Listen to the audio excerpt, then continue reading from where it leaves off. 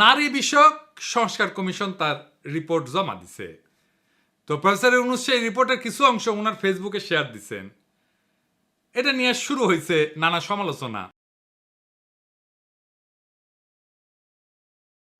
কোন কমিশন নিয়ে প্রফেসর ইউনূসকে এত উচ্ছ্বাস প্রকাশ করতে দেখেছেন? দেখেন নাই। আপনি তো স্যার পড়েন নাই রিপোর্ট, না পড়ে বিলি করার কথা কইলেন। এটা ছাপায় বিলি করতে গেলে আপনার সরকারের লোকেরা মার খেয়ে ভুট্টো হয়ে যাবে, আগে সাবধান করে দিলাম। একটু সামাল কইরা স্যার। উনারা কামের চাইতে আকামে বেশি পটু। আর 2 নম্বর হচ্ছে উনারা একেবারে বাংলাদেশের সমাজ, রাজনীতি, জনগণ, গণমানুষ এই সম্পর্কে কিছুই জানেন না। আপনি বলবেন এখানে শিরিন আপার মতো মুরব্বী আছেন, তাদেরকে আমি এই কথা বলতে পারি যে পারি স্যার। শিরিন আপা কইলেই সেটা অমৃত হয়ে যায় না। উনারে আমরা কিছু বলি না জাফরুল্লাহ ভাইয়ের সম্মানে, কিন্তু উনি একজন পার ইসলামোফোব মহিলা। আর এই কমিশনে যারা আছেন তাদের বেশিরভাগই তাই। উনাদের মিশন হইতেছে নারীর কান্দে বন্দুক রেখা ইসলাম কোপানির রাজনীতি করা। আপনাকে এক্সাম্পল দিই।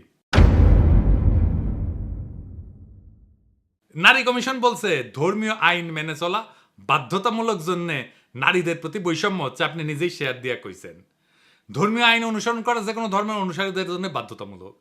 ধর্মের অনুসারীরা তো আনন্দ চিত্তে সেটা অনুসরণ করেন এবং মেনে চলেন। কেউ যদি দাবি করে ধর্মীয় অনুশাসন মেনে চলার জন্য বৈষম্য হচ্ছে, এটা খুবই বাজে অনুসিদ্ধান্ত। এর অর্থ হচ্ছে ধর্মীয় আইন মানা যাবে না, আর চূড়ান্ত মানে হচ্ছে ধর্ম থেকে দূরে থাকতে হবে। এটাই স্যার বাঙ্গু সেকুলারদের চুলকানি, আর এই চুলকানিকে আপনি প্রমোট করেছেন। এই কমিটি প্রতিনিধিত্বমূলক না। বাংলাদেশের আপামর নারীদের অংশগ্রহণ নাই এই কমিটিতে, যারা সংস্কারের নামে ধর্মীয় আইনের বিরুদ্ধে কৃপান তোলে। বাংলাদেশের মানুষ তাদের সংস্কার প্রস্তাব ছুঁড়ে ফেলে দেবে।